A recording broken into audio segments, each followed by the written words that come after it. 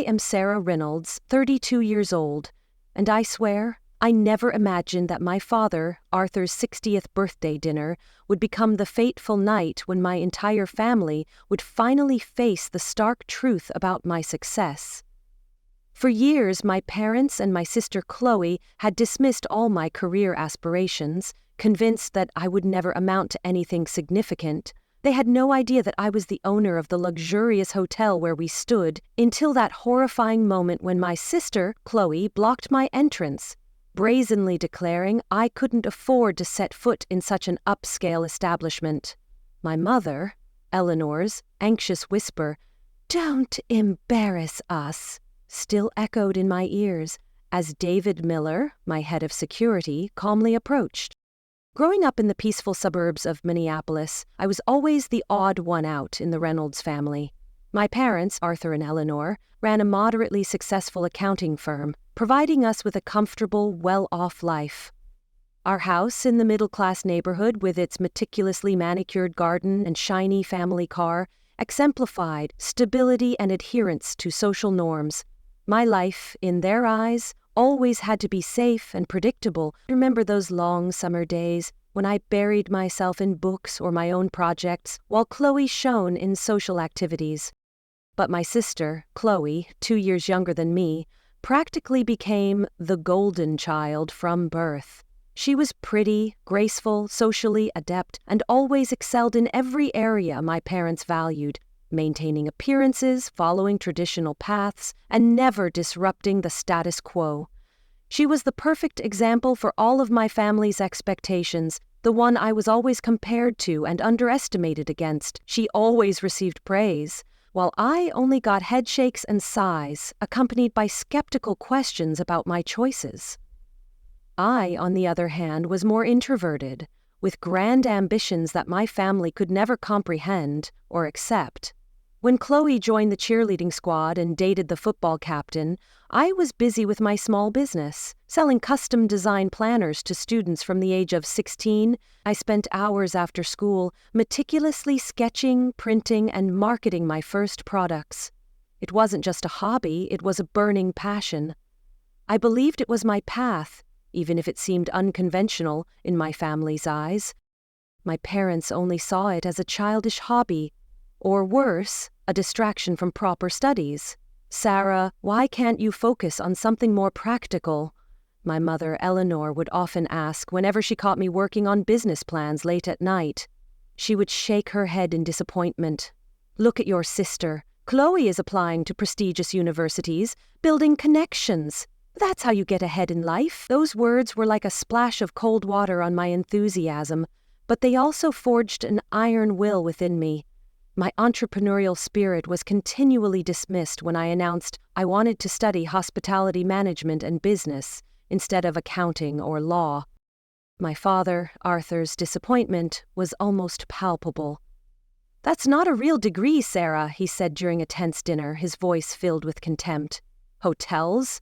What do you want to be, a glorified housekeeper?" "We didn't raise you to aim so low." Every word he spoke deeply etched into my mind, but they also fueled me to prove them wrong. Despite their disapproval, I stuck to my chosen path. I paid my own way through college, working tirelessly to cover everything. Meanwhile, my parents covered all of Chloe's business degree expenses at a prestigious Ivy League school, as if she were the only worthy investment. I worked 3 jobs simultaneously: morning shifts at a hotel front desk, afternoon classes, and evening waitressing at an upscale restaurant. Those years were truly exhausting. I often felt on the verge of collapse, but they were also invaluable lessons that formal studies could never provide. I learned time management, how to handle pressure, and most importantly, I learned the value of money and self-reliance. In my sophomore year of college, I met Professor Evelyn Reed, a woman with graceful silver hair and kind eyes, who was my hospitality management professor. She saw something in me that my family never did, an unyielding determination and an innate talent for identifying overlooked opportunities in the luxury market. "You have an eye for potential, Sarah," Professor Reed told me after I presented a business case study that deeply impressed her. "Most students only see properties as they are now. You see what they could become." That was the first time someone truly saw value in me. A profoundly liberating feeling. With Professor Reed's guidance and faith, I secured a coveted internship at Meridian Hotel Group in my senior year. While most other interns were busy making coffee and copies, I spent every spare moment studying their business model, identifying inefficiencies, and quietly drafting improvement proposals. I didn't truly expect anyone to read them, but I worked with all my passion and meticulousness. This wasn't just work, it was joy.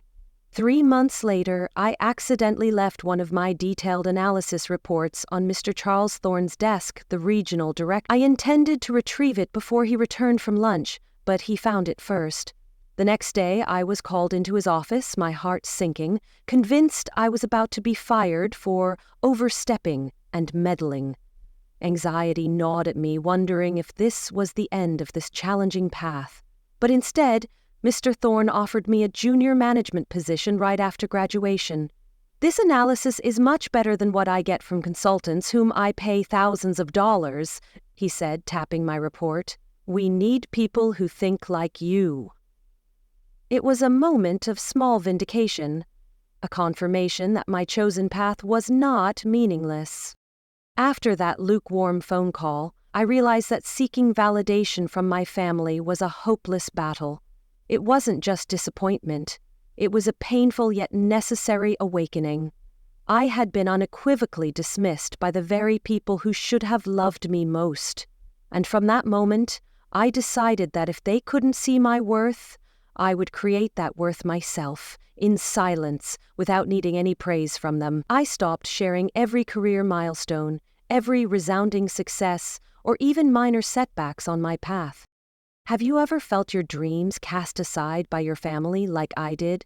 Comment 1 if you understand this feeling. You definitely don't want to miss the next part of the video. I didn't know when I was promoted to hotel manager at 26, a position I had relentlessly strived for in just a few short years after graduation. It was a proud achievement, a significant leap in my nascent career, but I kept it secret. I remembered the feeling of picking up the phone to share the news, only to put it down again, knowing the reaction would be nothing more than a dismissive comment or a boring comparison to Chloe. It wasn't just indifference. It was a subtle form of rejection that made me feel like I didn't belong in their world. I continued to prove my capabilities through every project. I developed an innovative guest loyalty program, an exclusive points and benefits system, which subsequently helped increase Meridian Group's revenue by 15%, an astonishing figure in the hospitality industry.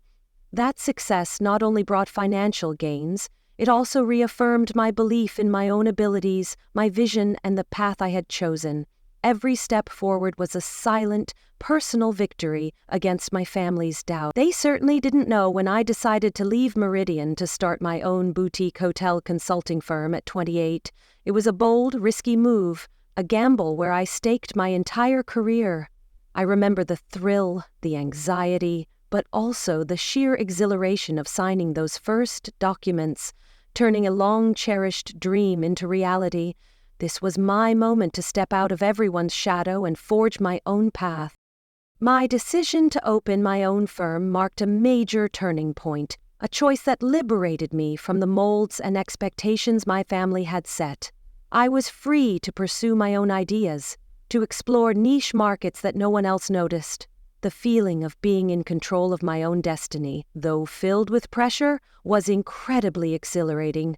I knew this was a right path, even if my family would never understand it. Just 1 year later, I had raised enough investors to acquire my first struggling property, an old hotel, once a symbol of luxury but now faded and losing money for years. I saw its hidden potential just as Professor Reed had once seen in me. That hotel was the Aurora, which I renamed. I plunged into extensive renovations, boldly rebranded it, and transformed it into the most exclusive boutique hotel in Minneapolis. Every brick, every piece of furniture bore the imprint of my vision. The Aurora was not just a hotel. It was a testament to my perseverance and vision. Within 18 months, my second property came to life, another gem in Chicago. 6 months later, my third and fourth properties followed. By my 32nd birthday, I owned a small but prestigious collection of luxury hotels spanning across the Midwest. The Aurora was the flagship hotel, the crown jewel in my empire, and also my personal residence. I maintained the penthouse suite on the top floor as my private home. My parents and Chloe remained completely oblivious to all of this. In their minds, I was still struggling in some middle management hotel position, barely making ends meet. I never corrected them, partly because they never truly asked, and partly because their assumptions spoke volumes more about their shallowness than they did about me. That, to me, was a form of silent revenge, a quiet yet powerful vindication. They had created a narrative about me. Now I was living a completely different story, of which they knew nothing. While my hotel empire steadily grew and flourished, my personal life remained private, like an untouchable sanctuary. It was a parallel world to the family world of prejudices that I had become accustomed to. I felt no need to boast or prove anything.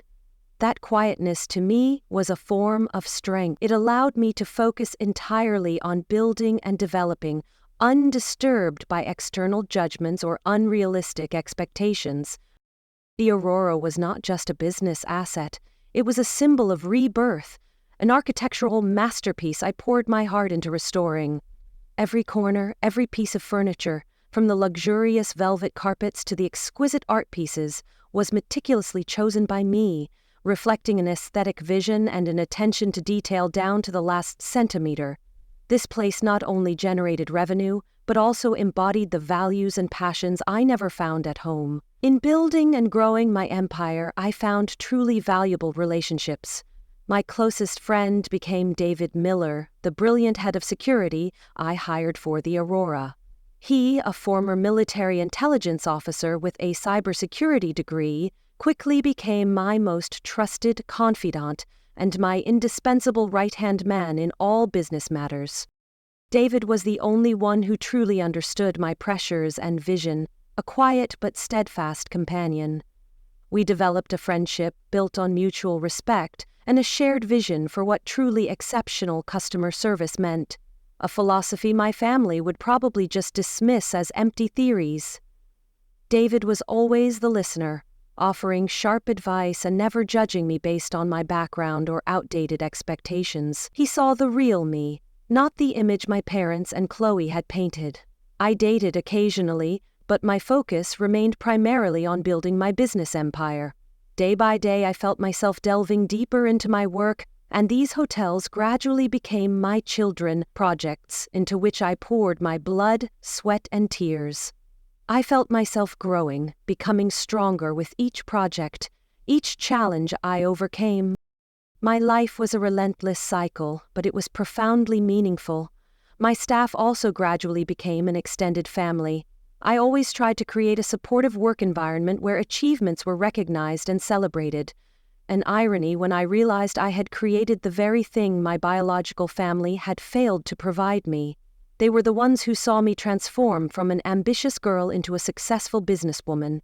And they respected me for what I did, not because of my family name. The validation from my team, from David, and from the partners I worked with was more valuable than any praise from my family. It was a true affirmation of my competence and who I was. I felt a deep sense of peace knowing my efforts were recognized and appreciated by people who genuinely cared about my work and vision. This was a kind of happiness I had to create for myself. All of this formed the backdrop as my father Arthur's 60th birthday approached. I hadn't been home for a family gathering in nearly 2 years, citing work commitments that weren't entirely untrue. Each time they asked, I gave a different reason, a relentlessly busy schedule. In reality, I was simply too exhausted by their judgments and indifference. I realized I no longer sought their approval. But this milestone, Dad's 60th birthday, seemed important enough for me to make an appearance. Part of me still held a faint hope that this was an opportunity to finally bridge the gap between the person my family thought I was and the woman I had become. I wondered if they would recognize the change in me, or if they would stubbornly cling to their old prejudices. I told myself perhaps this was the time for a quiet vindication. What I didn't anticipate was just how wide that gap had grown, and how spectacularly it would collapse on the very night of my father's birthday.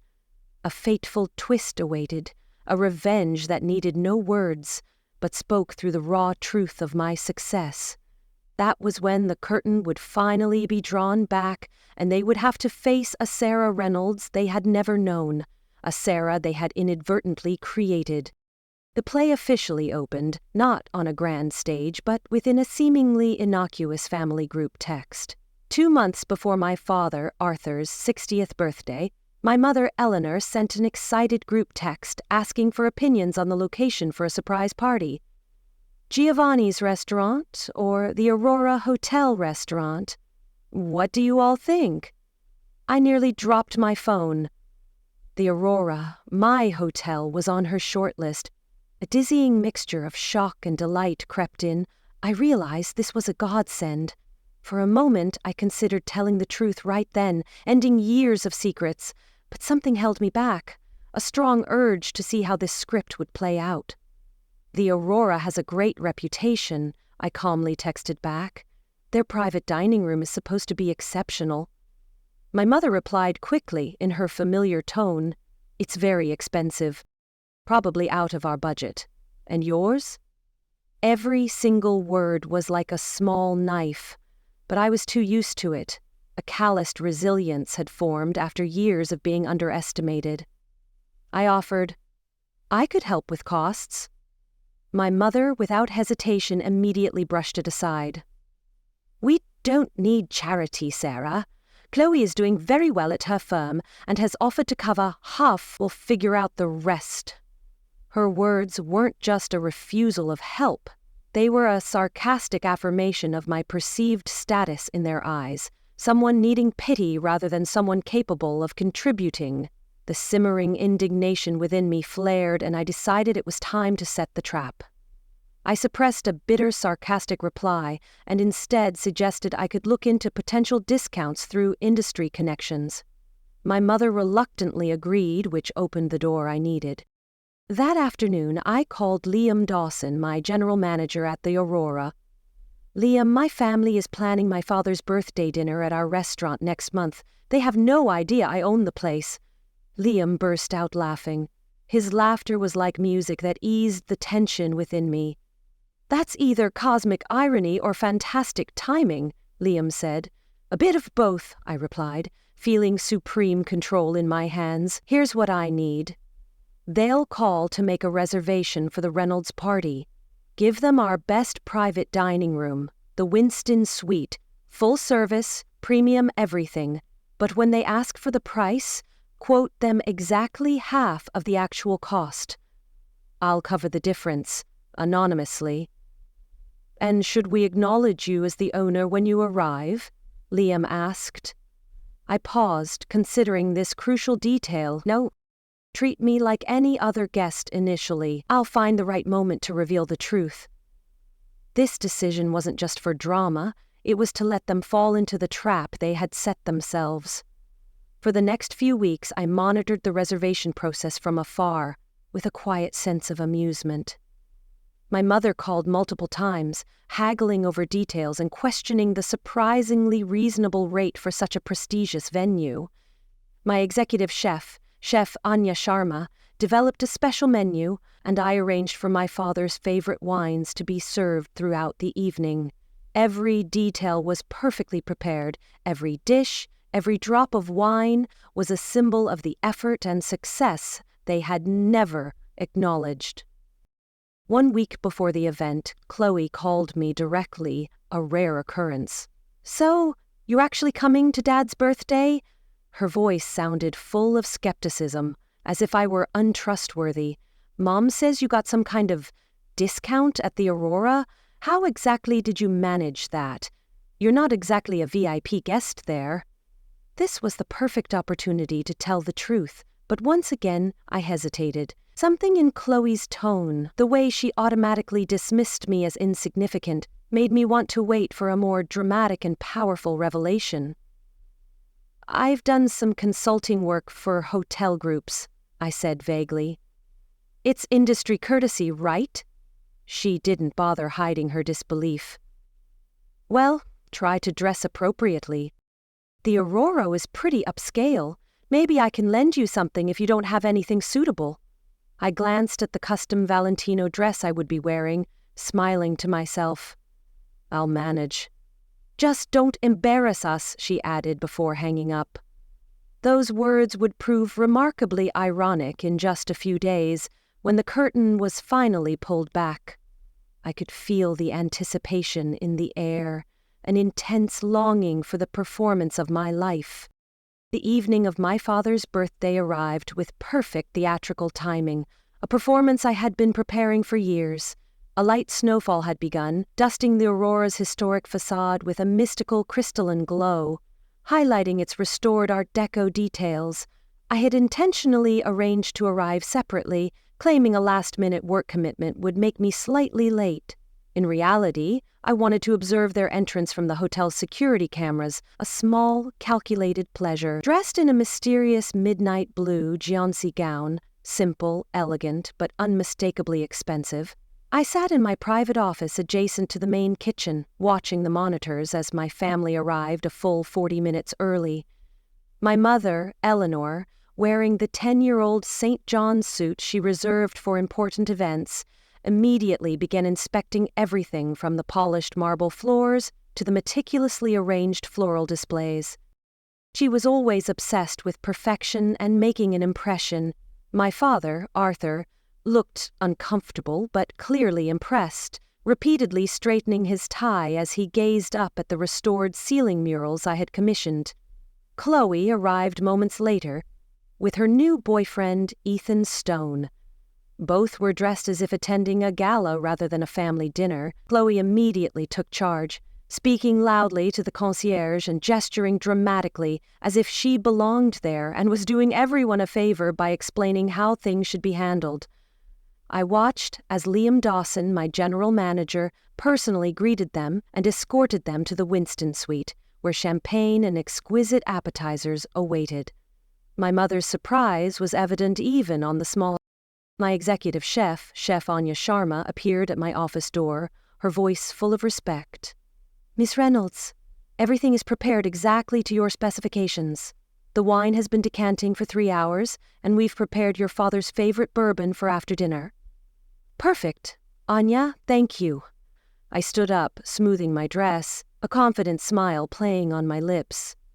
I think it's time for my entrance. As planned, I texted David Miller, my head of security, for him to take his position near the hotel's grand entrance. I exited through my private elevator, left the hotel entirely, and walked around to approach from the main entrance like any other guest.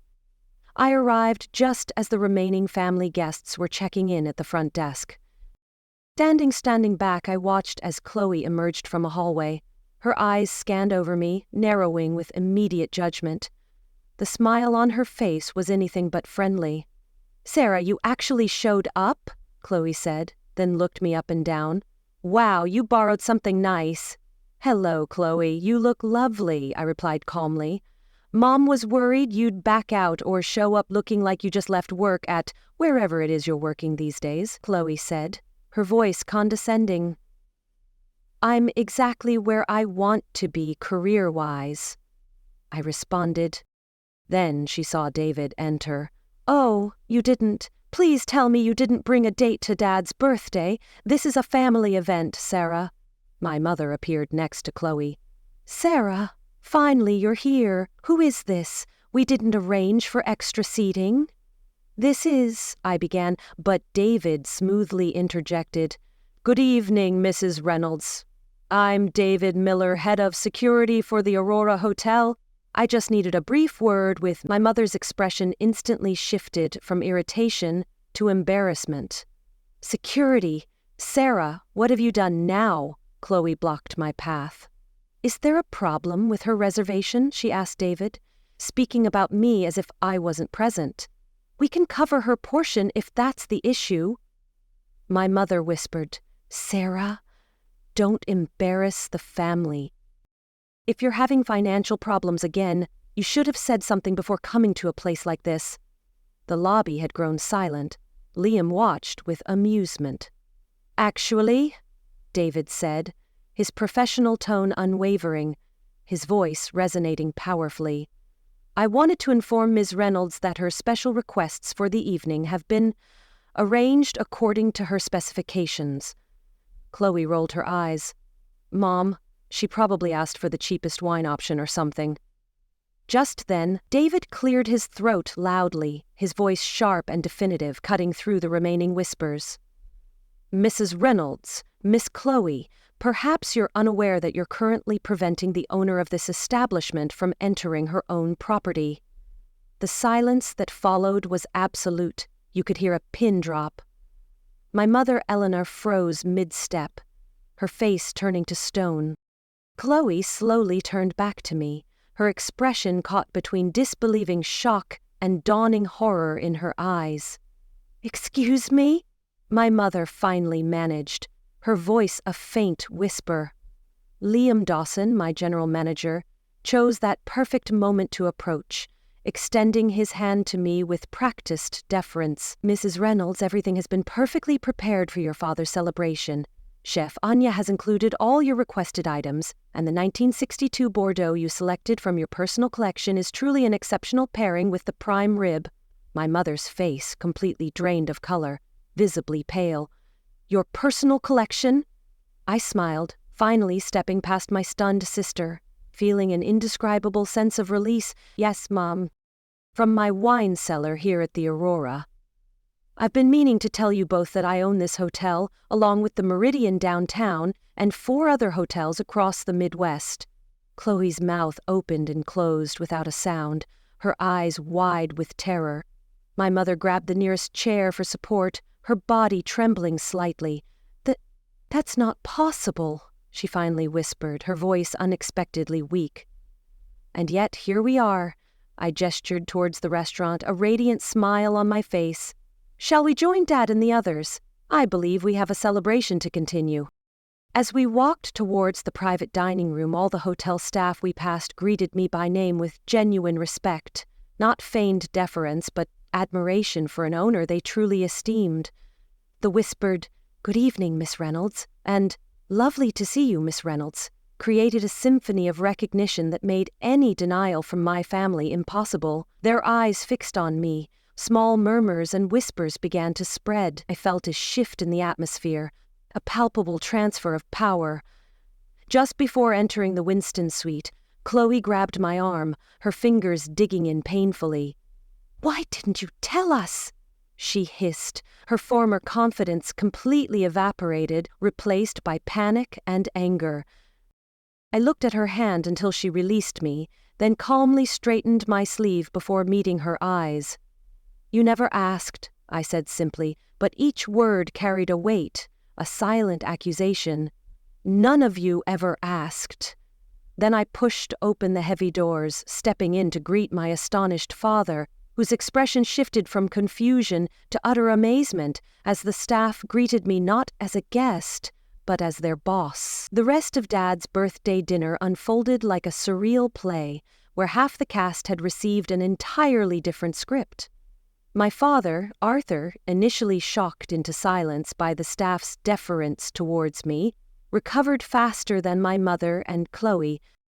His surprise gradually transformed into something resembling pride as the evening progressed. He sought me out for a private conversation, his eyes full of inquiry and a touch of regret. "So, this is why you've been so secretive about your work," he said in a quiet moment when we found ourselves alone near the dessert table. "You own this entire place?" "The whole hotel, this one and several others," I confirmed, watching his eyes widen further. "Deal with it?" "Why keep it from us?" There was genuine confusion in his voice, without the defensive edge my mother and Chloe had displayed. I sensed a subtle shift in his approach to me, a glimmer of hope for potential healing. I considered my answer carefully, not wanting my words to be a weapon, but a sincere explanation. "At first, it was because I wasn't sure I'd succeed. Then, when I did, it became clear that you all had a fixed idea of who I was and what I was capable of. After a while, it just seemed easier to let you believe what you wanted to believe, less painful for me. He nodded slowly, looking deeply troubled, a rare expression of introspection. I suppose we haven't given you much reason to share your successes. That was the closest thing to an acknowledgement of their dismissive treatment I'd ever received from any family member. Before I could respond, my mother, Eleanor, approached, her social mask firmly back in place after her initial shock. Sarah, the Johnsons are asking about the historical photographs in the hallway. Since you apparently know everything about this place, perhaps you could enlighten them. Her tone was brittle, her smile fixed, showing obvious discomfort. As I excused myself to speak with the guests, I overheard my father asking her, "Did you have any idea about this?" "Of course not," she replied curtly, her voice full of betrayal. "She's deliberately kept us in the dark to create this spectacle." The rest of the evening continued in that tense atmosphere. My mother maintained a rigid pleasantness while shooting me glances that fluctuated between disbelief and betrayal. Chloe oscillated between awkward attempts to align herself with my newfound status and a sullen, resentful withdrawal. My father grew increasingly fascinated with each revelation about my business empire. When the celebration finally concluded around midnight, my father hugged me warmly, whispering, "I'm proud of you, Sarah," before being ushered away by my tight-lipped mother. Chloe lingered, clearly wrestling with her emotions. "Finally," she managed, her voice still a bit hesitant. "So all those times we thought you couldn't afford to join vacations or contribute to family gifts." "I was building this," I said, gesturing to the elegant surroundings, "and I did send gifts, substantial ones. The Hawaiian vacation for Mom and Dad's anniversary last year, the Christmas checks, all from me." "Mom said those were from a distant cousin who'd had a windfall," Chloe said, looking genuinely confused. I laughed without humor.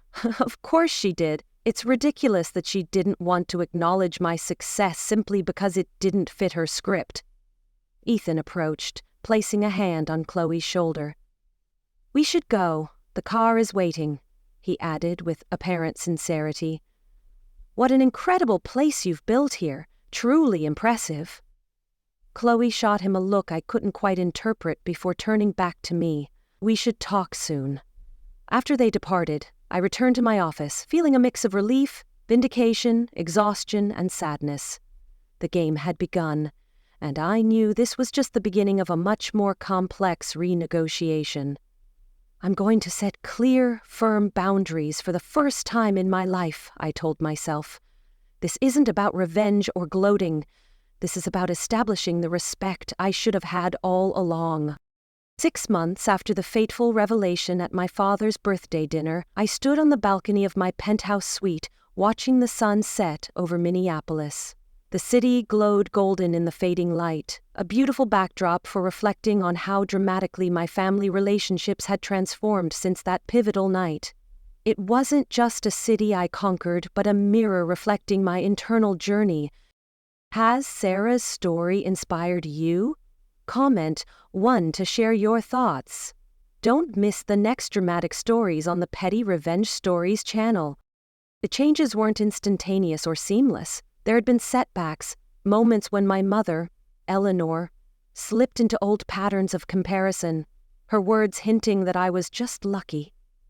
When Chloe's competitive nature resurfaced, trying to find ways to leverage our connection, or when our deeply ingrained family dynamics threatened to reassert control, these were small daily battles, reminders that change is never easy. But the difference now is that these instances were recognized, addressed, and corrected, rather than accepted as inevitable. My relationship with my father, Arthur, had improved the most significantly. Free from my mother's stronger personality, he had begun visiting the Aurora regularly, genuinely curious about my business operations, a sincere curiosity I had never seen in him before. He even started offering accounting advice when requested, not with the patronizing or condescending tone of the past, but with professional respect for a fellow business owner.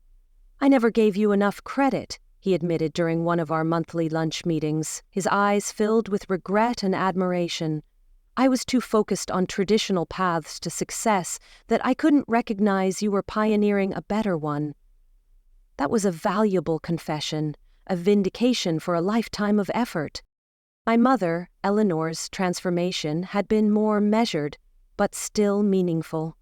She no longer dismissed my career or compared me unfavorably to Chloe, though I sometimes caught her struggling to fully comprehend the scope of what I had built. The critical difference was her willingness to try, to ask questions, to acknowledge her limited understanding, to visit my properties with genuine interest rather than skepticism. "I've been recommending the Aurora to everyone at the country club," she proudly told me during a recent phone call. Cynthia Blackwell was positively envious when I mentioned my daughter owns it. There was still an element of vicarious pride in her support, but I had come to accept that perfect understanding might be beyond our reach. Chloe and I had established a more honest, though sometimes awkward relationship. The competitive dynamic hadn't disappeared entirely, but acknowledging it had diminished its power. We even collaborated on a charity event hosted at the Aurora, combining her legal connections with my hospitality expertise, a partnership that would have been unimaginable a year earlier. "We make a good team when we're not trying to outdo each other," she had remarked after the successful fundraiser. "We always could have," I had replied. "We just never gave ourselves the chance." Beyond family relationships, my professional life continued to flourish. I had acquired 2 additional properties, expanding my portfolio to 9 luxury hotels. David had been promoted to Chief Operations Officer for the entire group. Most importantly, I had established the Reynolds Women in Hospitality Foundation, providing scholarships and mentorship to young women. I also began dating Daniel Hayes, an architectural restoration specialist. The life I had built for myself was complete and fulfilling. As the sun disappeared below the horizon, I reflected on my journey. The truth I discovered was that revenge, in its traditional sense, had never been what I truly wanted. What I truly sought was not their regret, but their recognition, not of my material success, but of my worth as an individual. That recognition had finally come, imperfectly, but genuinely. The greatest revenge against those who underestimate you isn't making them sorry, it's making their opinion irrelevant to your sense of self-worth. Living authentically is the best resolution.